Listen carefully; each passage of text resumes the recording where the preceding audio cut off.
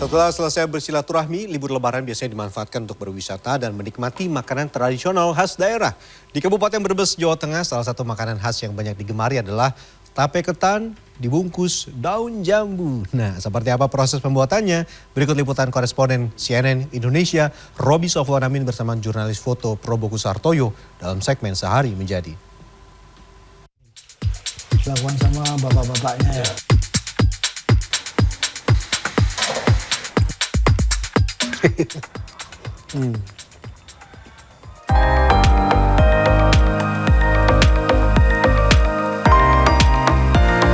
Salah satu makanan khas di Kecamatan Salem, Kabupaten Brebes, Jawa Tengah adalah tape ketan yang dibungkus dengan daun jambu. Nah, untuk membuat tape ketan dibutuhkan waktu yang cukup lama karena harus melewati masa fermentasi.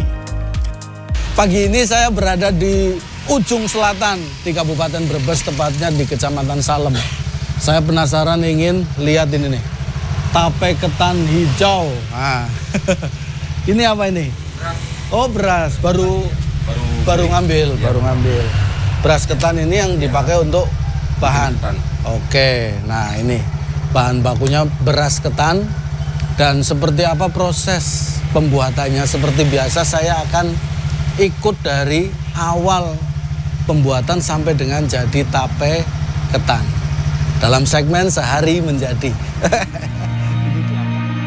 Yang saya bawa ini adalah bahan baku ketan yang akan diolah menjadi tape. Kali ini saya akan membuat tape ketan di tempat Siti Eryati, warga desa Banjaran, Kecamatan Salem. Berapa kilo ini? Ini berapa kilo sih? 25 kilo, ya. Pantesan lumayan berat. Aduh. Ini tempat ini produksinya. Oh.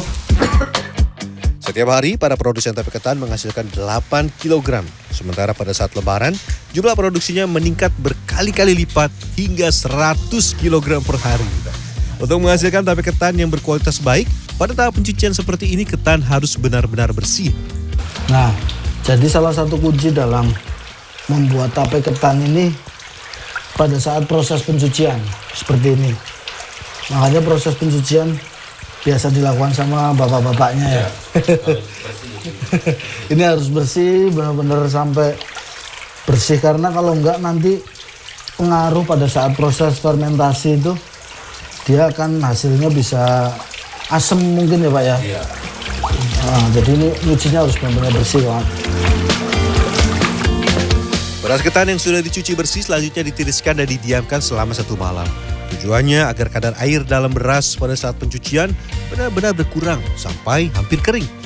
Tahap selanjutnya adalah beras ketan yang sudah ditiriskan semalaman kemudian dikukus selama 1,5 jam. Ini merupakan proses pengukusan pertama.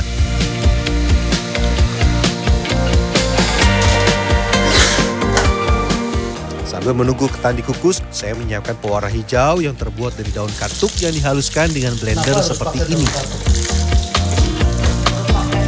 Setelah halus, selanjutnya daun katuk disaring dan air saringan yang berwarna hijau inilah yang dicampur pada beras ketan yang sudah dikukus atau dimasak selama 1,5 jam tadi. Nah ini setelah kita aduk rata dengan pewarna daun katuk ini, terus selanjutnya kita akan tanak lagi ya habis ini ya. Setelah diberikan pewarna, beras ketan yang sudah hampir matang dikukus lagi sampai benar-benar matang. Wah, oh ya jangan lupa panci yang digunakan untuk mengukus jangan lupa diberi air lagi ya agar tidak gosong. Sembari menunggu ketan matang, saya menyiapkan daun jambu air yang akan digunakan untuk membungkus. Ini pohon jambunya yang biasa dipakai. Oh jambu ini ya? Jambu apa? Jambu air. Jambu air ya. Oh. Dipilihin yang lebar-lebar aja.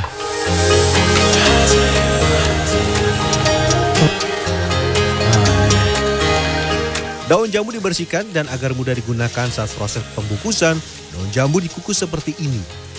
Proses pengukusan juga harus pas karena daun tidak boleh terlalu mentah atau terlalu matang. Waktu kukus sekitar 15 menit saja. Kita kasih kipas. Gunting apa ya Bu? Panas. Panas.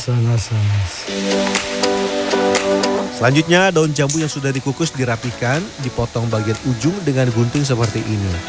Nantinya pada saat digunakan untuk membungkus tape ketan, kondisi daun sudah rapi. Kita kembali lagi ke beras ketan. Pada proses masak yang kedua, waktu yang diperlukan tidak selama proses awal yang mencapai 1,5 jam.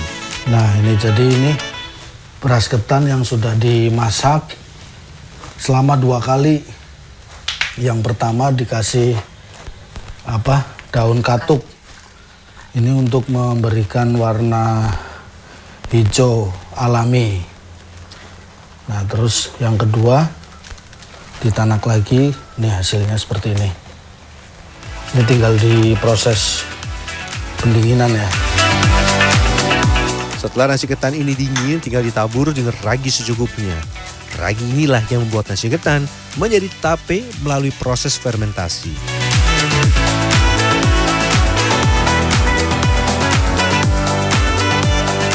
Tahap selanjutnya tinggal proses pengemasan dengan daun jambu. Proses pembungkusan dilakukan satu persatu. Agar proses pembungkusan lebih cepat, Siti Eriati dibantu sejumlah pekerja. Jadi bungkusnya masih manual satu-satu.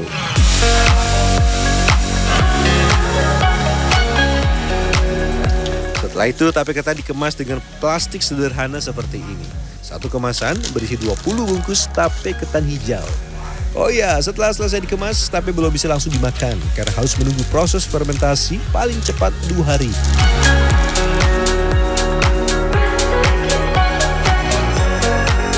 Siti Eriati yang meneruskan usaha tape ketan orang tuanya mengatakan kunci tape ketan yang baik adalah pencucian yang bersih. Nanti dari mulai nyuci beras harus benar-benar bersih gitu. Kalau nggak bersih kan ntar kecut, itu rasanya.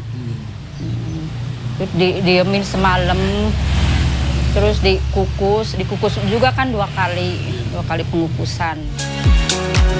Satu kemasan tape ketan berisi 20 bungkus dihargai Rp12.000. Saat ini tape ketan produksi warga Salem menjadi oleh-oleh khas wilayah Salem dan Brebes. Tidak hanya untuk pasar lokal, saat ini tape ketan khas Salem juga sudah banyak dipesan warga dari luar kota. Katanya kalau udah makan tape itu, kalau udah dapet rasanya ketagihan. Nah ini untuk penyimpanannya biar bisa tahan lama. Setelah 2 hari baiknya ditempatkan di lemari pendingin. Kalau enggak dia terus berkembang. Kalau ditaruh di tempat lemari pendingin, selain dia akan